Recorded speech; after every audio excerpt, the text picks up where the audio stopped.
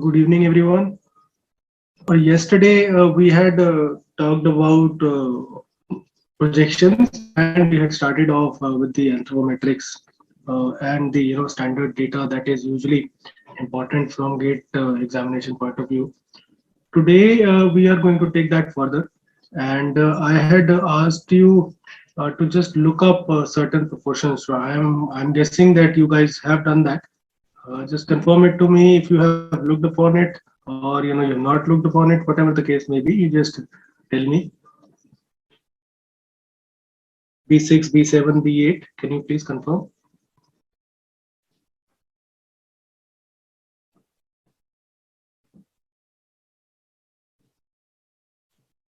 Okay. So we will talk about that a little later, right? B8 has confirmed. B7, B6. Did you try to look it up?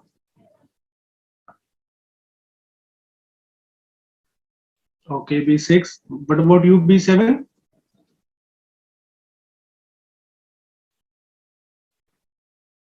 Okay, no problems. I mean, you didn't attend the last 30 minutes. I can get that.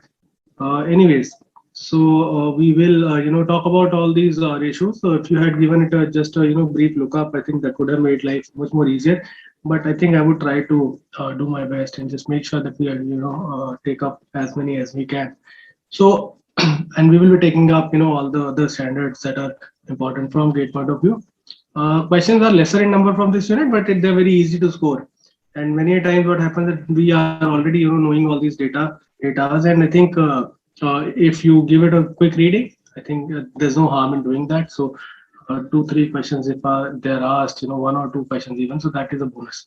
So we were talking about Vitruvian Man yesterday, and one of you had asked me that you would want to have certain examples. So is anyone out of you only asked, or saw somebody else who was asking this thing?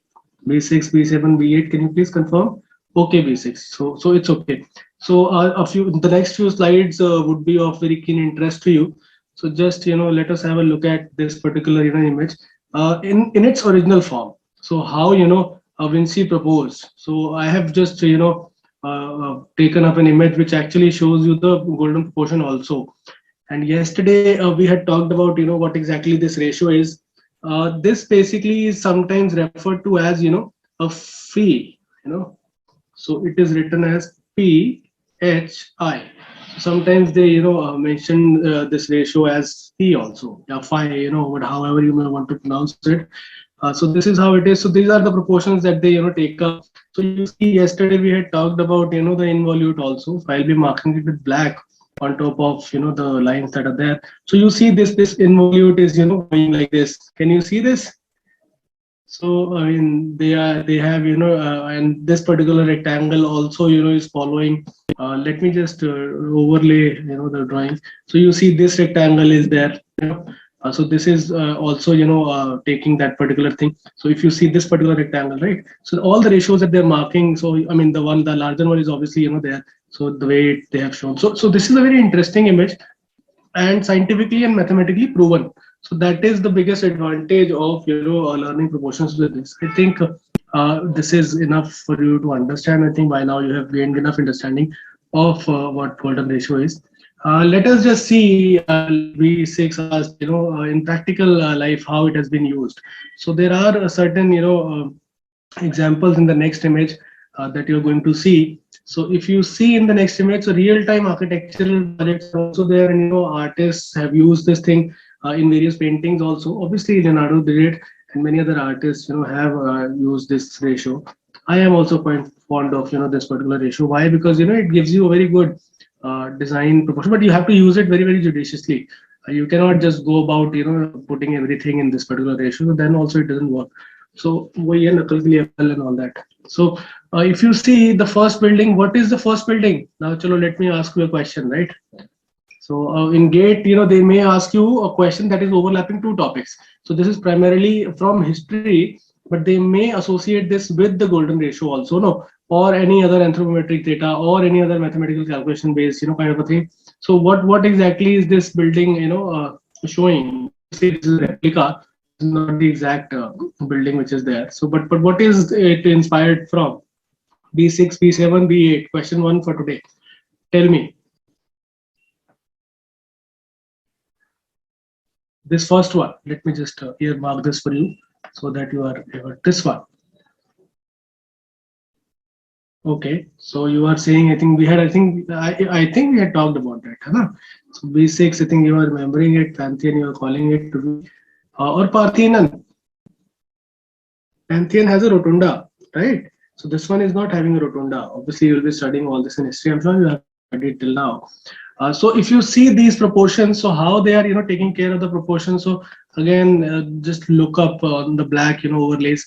So you see, we had talked about this particular, a golden rectangle, golden section or golden rectangle as we call it.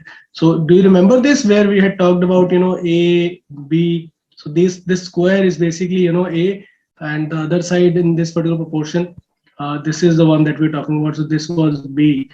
Do you remember this? Yes or no? Tell me. It was not very long back. Yesterday only we had discussed. Okay. So yeah. So this is how it has been used. So if you see, this is what? This is nothing but pyramids, right? So when we talk about pyramids, so there are these pyramids at Khufu and Giza and whatnot. So pyramids are also taking this particular obviously Leonardo da Vinci came up after a long time when pyramids happened. But yes, I mean, mathematics has been there in nature since the evolution has been taking place. So you will find even in your hands, at the palm of your hands, the proportion of your body, you will find this. Not only artists have used this, and Mother Nature is also very keen of this form. It's okay. You can just look up the yesterday's class. I think you left early also yesterday. So no worries, just catch up with what is happening. And if you see this particular image now, this is, you must remember all these paintings and all, because see, obviously it is not an art kind of an examination or a very seed kind of an examination where they would be asking a lot of paintings. But in GATE examination, what they would do is they would take up a technical point, and then they would associate with the particular painting something. So they would say which of these paintings does not use a golden ratio, or which of these uses. I mean, it could be anyway like that. So if you see this particular thing, so you can see how it is being used, and it is not just used like very straight away directly like in that particular canvas. So if you see this particular rectangle, this I don't think is golden ratio. This thing is not golden ratio, but inside how they are using, you see how they are creating. And also this concept, this concept overlaps with the Fibonacci sequence. Have you read about it, since you had told me that you were looking up these ratios? And I'm sure obviously you are aware of Fibonacci series. So again, another question, what exactly is Fibonacci series? Can you tell me? Just message me.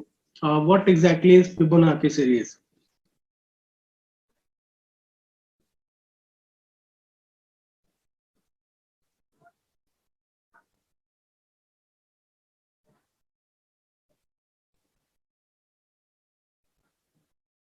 Okay, B8, yes.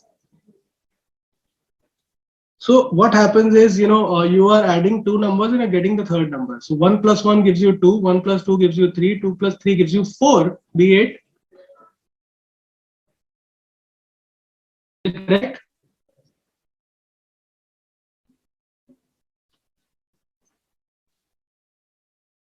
Just cross check it once, whether it should be something. Should it be 4 or should it be 5?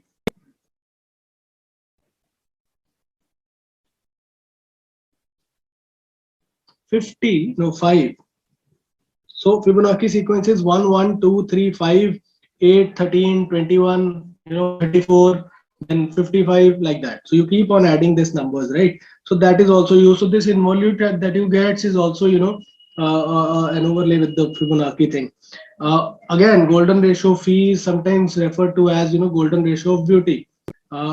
And this phi or phi, whatever we are calling it to be, this is also referred to as the Fibonacci number. So you please just remember this. Also, it is basically the mathematical symmetry algorithm. Whenever something is designed as symmetrical, so this algorithm underlies our perception of attractiveness. Obviously, our teachers, gave us a small exercise. Just click a photograph of yours and just see if your face is having this particular ratio or not. So I mean, you can also do it if you wish to, if you want to know how beautiful you are. So yeah, that's how it is.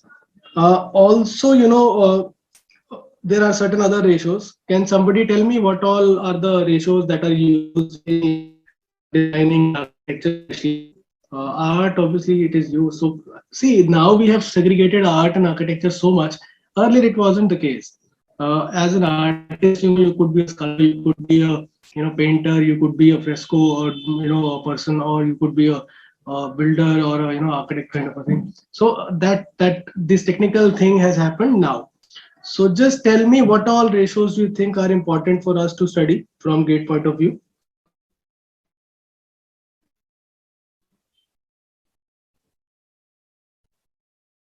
Tell me. B6, B7, B8.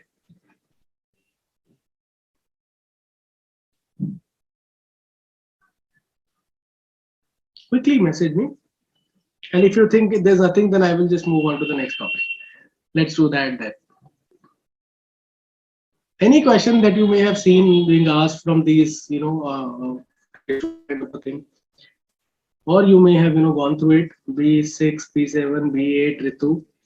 Any one of you, tell me.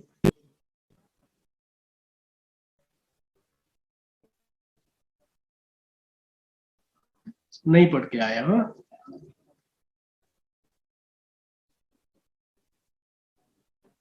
Super golden ratio we had already discussed yesterday.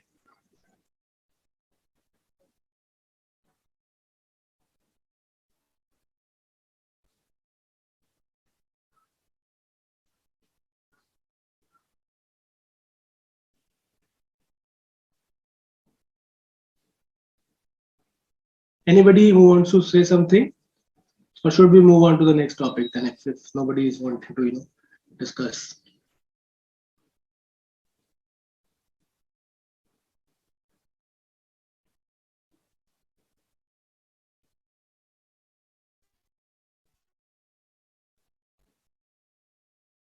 Okay. I think nobody is keen on this. So I think this is the most common one. Uh, there are others also I would want to discuss. When we talk about mathematics, this is basically a very important thing that we chicken out on or miss out on. There are variances that are there. Without mathematics, as they say, that there would be no art. So mostly, they are using golden ratio, but there are certain other concepts that they use, like tessellation. Have you heard of tessellation?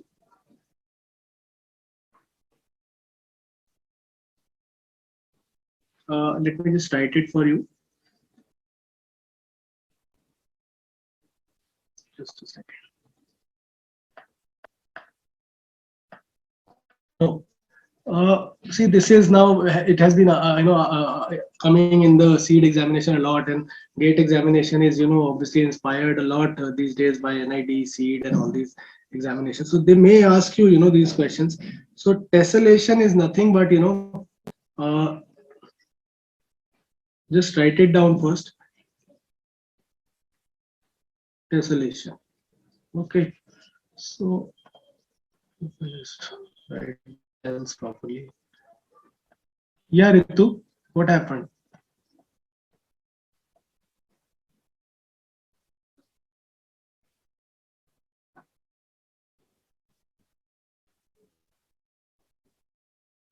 You're saying something, Ritu? Please go ahead if you want to add something to this. Otherwise, I would just. Yes, you're correct. So it is a shape that is repeated again and again to form a pattern or to cover a surface, right? And there are no gaps in it.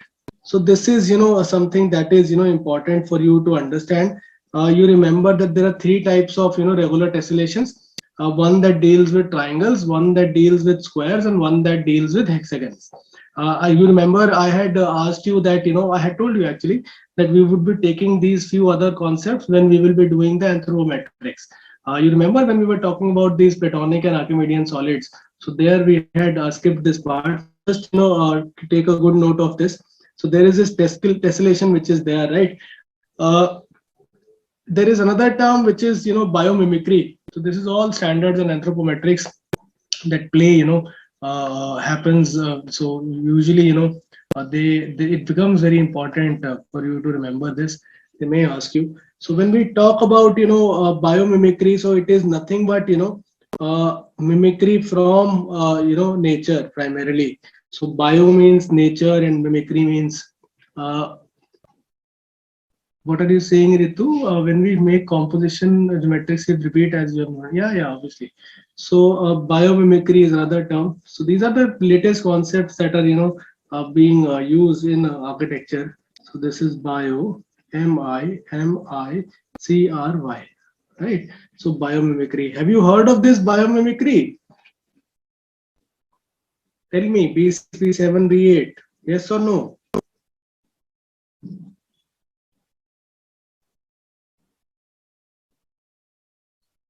Okay, everybody has heard of it. So if you have heard of it, then that's great. Okay. Any other mathematical principle that you think that it is important from anthropometrics point of view? Because see, biomimicry, obviously the data will be taken from nature itself, and it is nothing but imitation. So if somebody is doing a certain pattern, so a certain leaf could be taken up, or certain animals proportions. So that happens a lot. What else?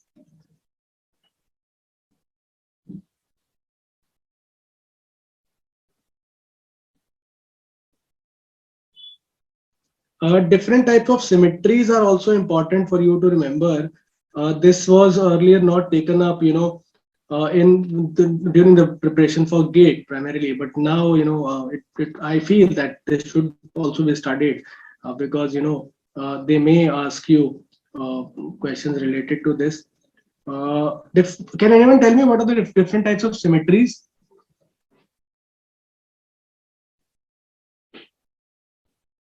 So these are certain terms that you must remember. That's what I believe. I mean, see, not everyone will take this up, but if they are going to ask you a difficult question, they will ask you.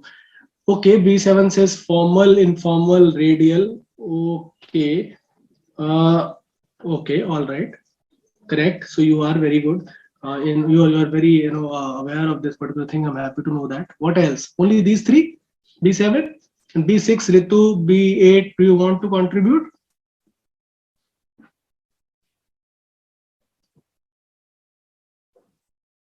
Very good, Ritu. So you have translational, you have rotational, you have refractional. Very good. There's one I would like to add. There's this mirror symmetry also, which is there, and then you have bilateral symmetry also. Like B6 mentioned lateral, so there's a bilateral one also, right? And glide reflection is basically you are referring to, Ritu, what it is. So I think you are aware of this thing. So I am quite relieved that we will not spend a lot of time on this. Okay, so different examples are there. I think more they are in designing fields, but if you are aware of it, then I think you will be able to answer if they ask you. So bilateral one is basically in the butterflies. So when you see a butterfly, you would see that the symmetry is very profound and bilateral in nature. Radial symmetry, obviously, starfish, that is one example that comes to the mind. Then when we talk about, spherical, some bacteria, streptococcus, all these. So there is this kind of, symmetry that is there. So this is again overlapping with the biological part also. So again, two topics they're merging, so that could also be asked. So I think this is more or less it. If you come across any other ratio, do let me know, Anna, so that I also update my database. Let's move to the next set of standard datas which are there. I'll be taking up most important ones. Okay, I don't want to just go through the whole time saver standards. So I'll just quickly take up the important ones at this stage, and then the ones that are basically for let's say your housing. We would try to take that up later on, or maybe related to planning. Services also. We would talk about in fire and everything. So I think we have a lot of ground to cover in that. And also, we'll be taking up a few classes, very brief in nature, which will talk about the different codes. Obviously, it's not realistic for us to, finish the codes in 2 or 3 classes, but I would want to give you the overview now. And then when we take up a particular topic in detail, for example, HVAC, we will do that, and we will try to do it as much as in detail as possible. So this is how it is going to be. Let's move to the next bit. I hope you have understood by now, till now, whatever we have discussed.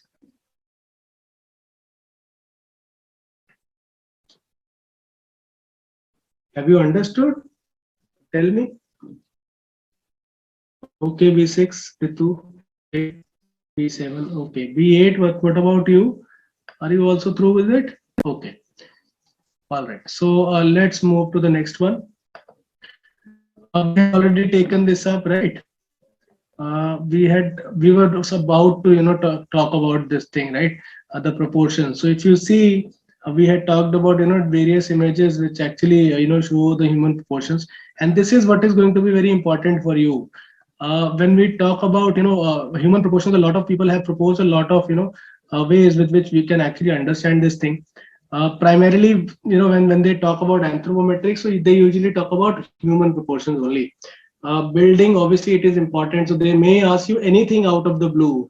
Like this year also, there was this question which deals with the width of the staircase and like that. I like to put it in the housing part only, because see, if it is asked from in relation to the housing, so that is again a question, or it's a hazy kind of a thing which is there. uh, this image, can you tell me what is so special about this image, Ritu? B6, B7, B8.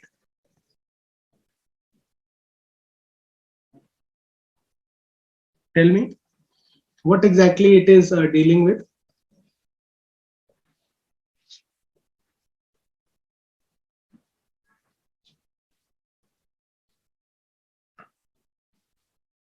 B6, B7, B8, or is it just another image? Like no benefit of studying this thing. Ratio, okay. Ratio is, I mean, it is giving you the exact numbers, right? So what it says is, the earlier image was obviously talking about proportion a lot more. This is talking, purely numbers. So this image is actually showing, the way you raise your hand, and how your body actually works. So again, this will not be same for everyone, but yes, it is again an average number like we have been discussing. So this is the typical, primarily from the Western, proportions point of view.